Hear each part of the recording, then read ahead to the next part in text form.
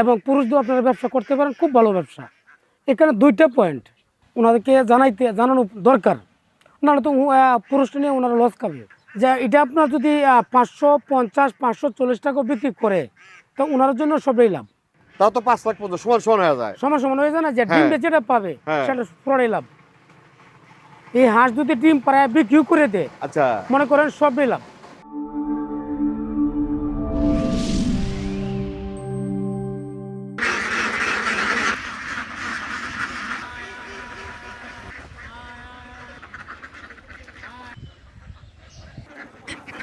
আয় আয় আয় আয় আয় আয় আয়।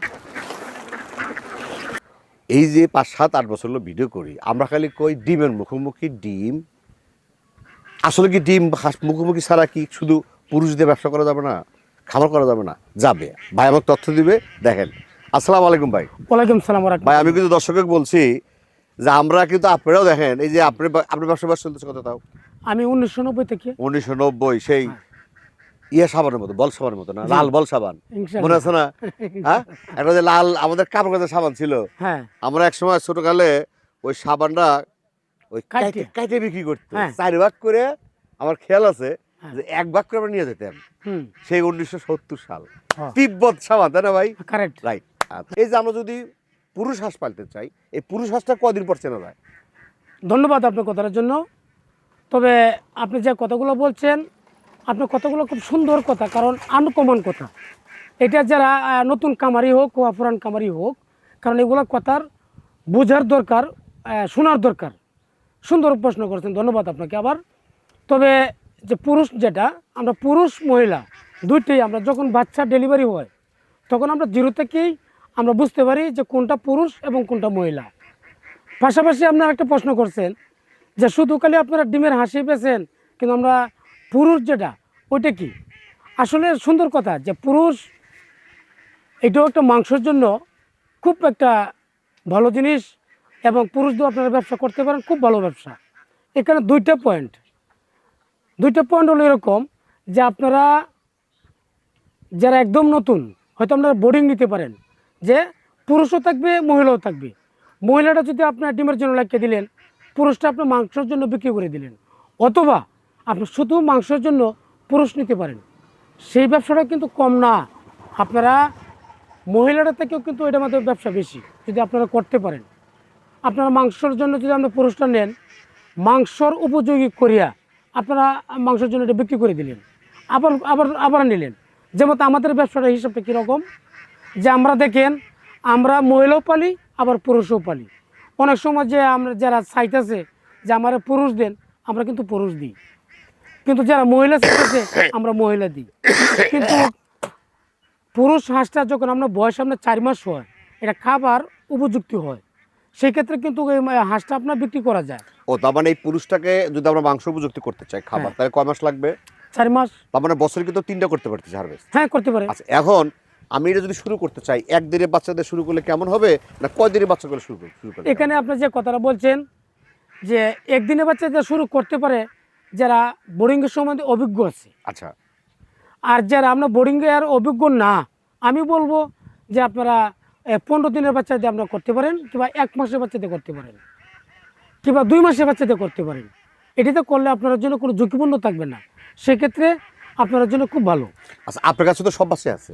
আমাদের কাছে দেখেন 0 থেকে শুরু করি। আচ্ছা, আমরা নিজেরা বাচ্চা পোড়াই, নিজেরাই বোর্ডিং করি।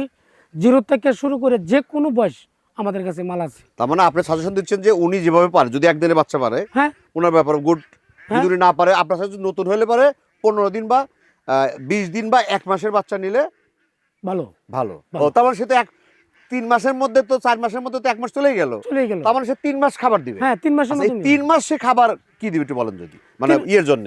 দেখেন এখানে 3 মাসের খাবারটা হচ্ছে এরকম, যারা আবদ্ধভাবে পালবে, হ্যাঁ, আবদ্ধভাবে যারা পালবে, ওরা আপনার পিঠ খাওয়াইতে পারে, ধান খাওয়াইতে পারেন, গম খাওয়াইতে পারেন, ভুট্টা খাওয়াইতে পারেন। এই পুরুষ হাঁস আসলে কাদের জন্য পালা উচিত? সুন্দর একটা কথা বলছেন, কারণ এই জিনিসটা ওনাদেরকে জানানো দরকার, নাহলে তো পুরুষটা নিয়ে ওনারা লস খাবে। আচ্ছা, পুরুষটা এরকম লোকে নিবে যার নাকি হাওর আছে কিংবা খাল বিল নদী আছে, যে হাওরে হাঁসে খাইতে পারে।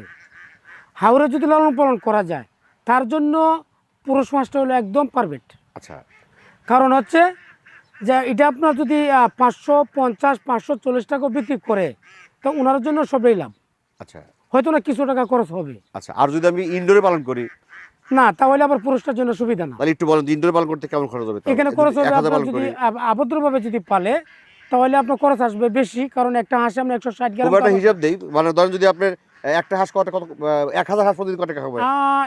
প্রায় 220 টাকা 7200 টাকা খাবে? 1000 হাঁসে প্রতিদিন 7200 টাকা হুম, প্রতিদিন খাবে, 7200। 200 টাকা। তাহলে 7200 যদি খায়, 7200 গুণন 390 দিন, হ্যাঁ তাহলে 6,48,000, 48 মানে 6.5 লাখ। হুম। আর ওই হাঁস বিক্রি করা যাবে কত টাকা?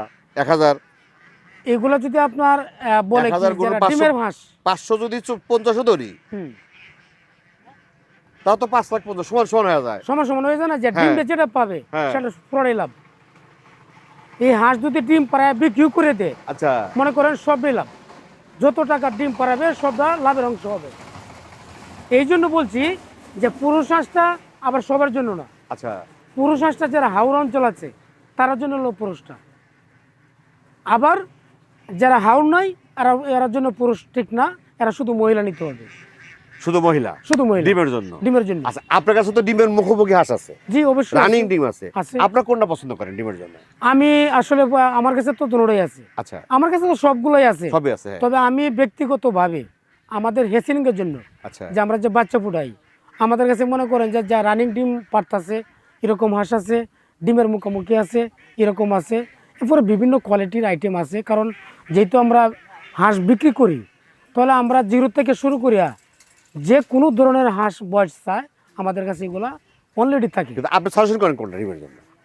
আমরা আমরা আমরা আমাদের কাছে মূল হচ্ছে দুইটা থাকে, যে একটা হচ্ছে ডিমের মুখোমুখি আর একটা হচ্ছে রানিং ডিম, এই দুইটি হলো আমাদের মূল।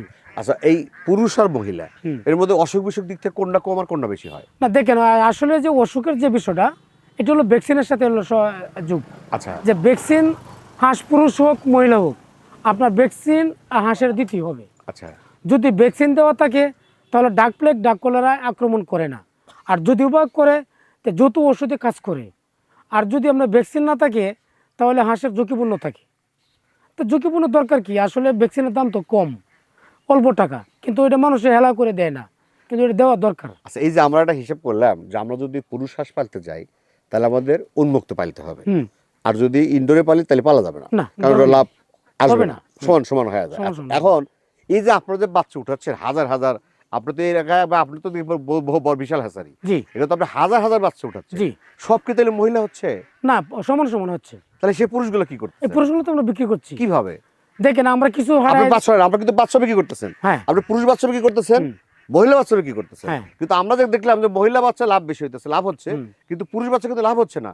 তাহলে খামারে কিভাবে সে পুরুষ বাচ্চা করতেছে? আসলে দেখেন আমরা পুরুষটারে বাছাই করিয়া আচ্ছা আমরা কিছু আরদে পাঠাই দিই, আচ্ছা কিছু গ্রাম অঞ্চলে পকারাই নিয়ে বেছে, আচ্ছা আবার কিছু পালুয়ে পাটি আছে যারা হাওড় অঞ্চল আছে, আচ্ছা যেমন আমার একটা হাওড় আছে, এখানে আমি 5,000 2,000 3,000 টাকা কামার করলাম পুরুষের, আমার জন্য জায়েজ, কারণ হাওড় আছে আমাদের প্রাকৃতিকভাবে খাবার খাচ্ছে।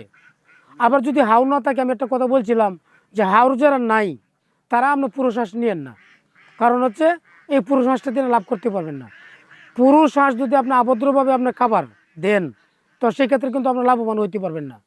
লাভবান হইতে পারবেন যদি মহিলা নেন, কারণ যেটা ডিম পারতেছে ডিমটা থাকবে লাভও। হাঁস যদি আপনি কখনো বিক্রি করেন, আপনার যত টাকা দিয়ে আপনি কিনে নেবেন তার থেকে আপনি বেশি টাকায় হাঁস বিক্রি করতে পারবেন, কিন্তু ডিম যেটা হবে সেটা সম্পূর্ণটা লাভে থাকবে। আচ্ছা আমরা যারা দেখি, অনেকে দেখি বা আপনার এলাকায় দেখি যে ওরা ওই এই যে আপনারাই ধরেন বিক্রি করতেছেন রানিং ডিম, হুম, আপনি কিন্তু পালন করে বিক্রি করতেছেন, হ্যাঁ রানিং ডিম বেচতেছেন, জি। ডিম মুখোমুখি বেচতেছেন, তাহলে আপনারা লাভ করেন কিভাবে? দেখেন আমরা তো অবশ্যই একটা লাভ করতেছি, আমরা এই যে ডিমের মুখোমুখি যে হাঁসটা তৈরি করতেছি, হ্যাঁ তৈরি করতেছেন, কারণ আমাদের এখানে হাওড় অঞ্চলটা তো আপনারা জানেন যে সারা বাংলাদেশে নেত্রকোনা জেলা এটা হলো হাওড় অঞ্চল। আমাদের কিন্তু 6 মাস আবদ্ধভাবে পালি আর 6 মাস পালি আমরা প্রাকৃতিকভাবে, তাহলে আমরা খরচটা একটু কম হচ্ছে, কিন্তু আমরা সবগুলো দিয়ে আমরা লাভ করতে পারি। দেখেন লাভ যদি নাই করতে পারতাম, আমি 1990 থেকে হলো হাঁসের সাথে আমি যুক্ত, কারণ আমরা বাচ্চা ফুটাই, হাঁস লালন পালন করি, জিরো বাচ্চা থেকে করি।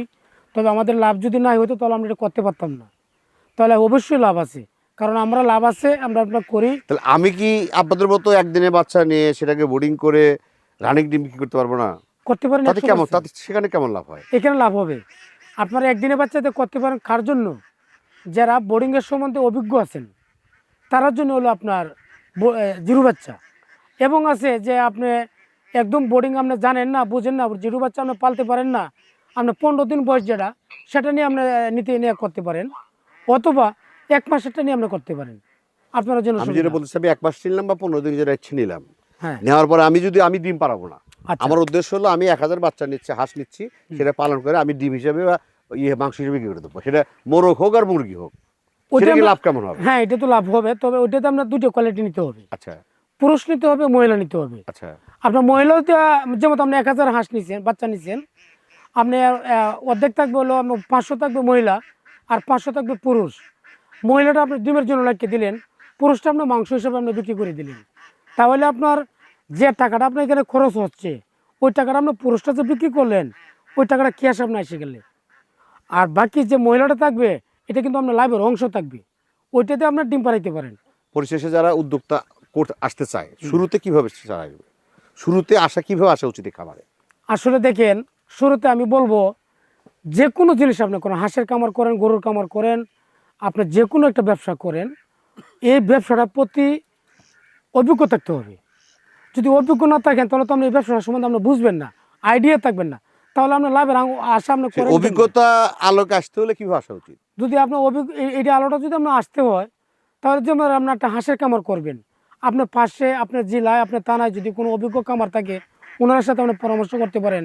কিংবা সারা বাংলাদেশে পানি সম্পদ আছেন, ওনার সাথে আপনি পরামর্শ করতে পারেন।